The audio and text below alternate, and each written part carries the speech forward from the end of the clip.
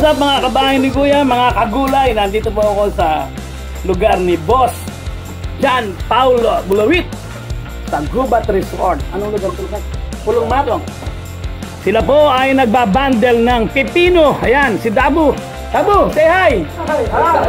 Harapan mo, baka makakita ka pa ng mamimili. Ayan, makakapili ka, ayan. Guys, ngayon po ay actually every other day po ang aming pitas dito. At ngayon po ay naka 300 lamang tayong bundle, ano? Medyo umurong na konti. Kasi last time ay merong 400 pero umurong na konti gawa ng pagkakaulan. Ito yung pinakamayaman na may-ari ho ng pipinuhan. Ito yung isang pinakamayaman. Pangalawa ho yun, nagtatago yun. Nasaan nagtatago na yun, no? Hi John Ray! Ayan, ito ho yung mga boys natin, no? Ito yung mga malulupit natin taga-tenor. Pagka ho may problema kayo sa tenor, ito ho hahanapin nyo. Ito. Ayan, ito ho. Tanyuhan timbang nila, 11 kilos po, malakas. Kaya pang SM mo kasi. Boys, okay lang ba kayo dyan? Ayun o, yan. Wag, ang bihira. Guys, actually, ito ho yung, yung ating kinukuhanan na pipino. Ayan, napakalumang ho nito. Mula rito hanggang doon sa gabi doon. Ayan, nandito lamang ho ito sa bayan ho ng General Quino, Nueva Ecija. Ayun po yung mga unang napitas. Tingnan po natin. Ayan. Huwag din sasama yung mga ha. Yung mga pogi Pampogi lang tayo. Hindi yung kinakain ko. Ito. Yeah. Class A. Yung mga Class B, hindi sama. Ayan. Tingnan natin yung mga naunang na-ibundle na. Luwang po ng kanilang gulayan dito. Actually, doon sa silisahan naman ay mga upo, may pipino rin, ampalaya, ito yan. Yung nasa taas mo na yun ay resort. Yan. Kaya siguro mataba at maganda ka lang mga gulay. Pagka nagdidrain sila ng swimming pool, dito tumatapon. Ayan. Ayun tingnan nyo guys, kung gaano kaganda. Ako lang mga pipino. Yan, nakabundle na yan Ito na. Yan. Okay. So ayun. Ayan po, ganyan po kaluwang yung kanilang taniman ho ng pipino. Nakita nyo?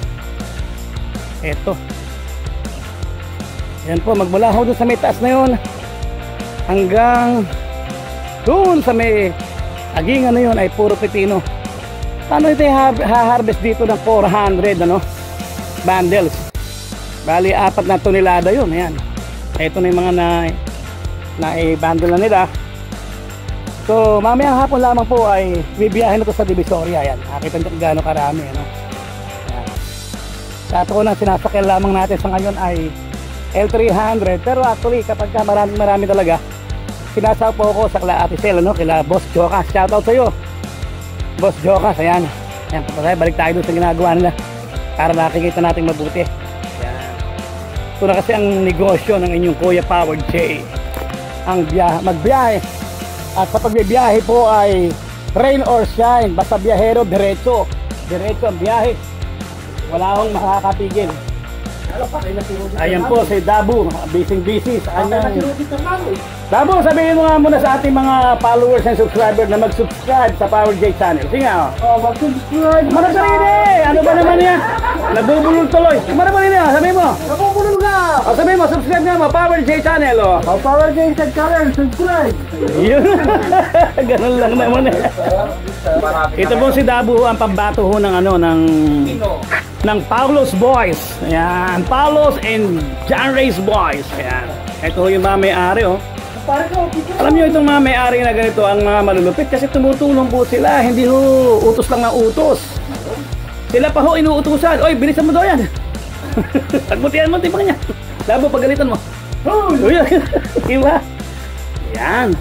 Napakasisignan ng mga bata na to. Lalo ho, kakokobra lang ho, tsaka kay isting kaya magsigle. May kasama pa hong otak. Pagdating lalo na inyo nebulizer, mas sisigla kayo. Ayan. So yung guys, nag-ulat lang ho ako sa inyo, nagbalita lang ho ako sa inyo ng mga nangyayari dito sa ating bayan ng General Quino. Kung gusto nyo hong makita ang mga magagandang gulay dito, magpunta ho kayo sa bayan ng General Quino. So kung may mga order ho kayo na pipino, ay mag-comment down below lamang po kayo pag napanood nyo itong video na to, ay mag-comment down below kayo at i-deliver ho natin yung inyong mapipino saan mang lupalop ng NCR. Yan, ng Luzon actually. Basta sagot po ninyo yung pamasahe, ano po? So again, this is your Kuya Power J, always saying keep safe and stay healthy. God bless you guys.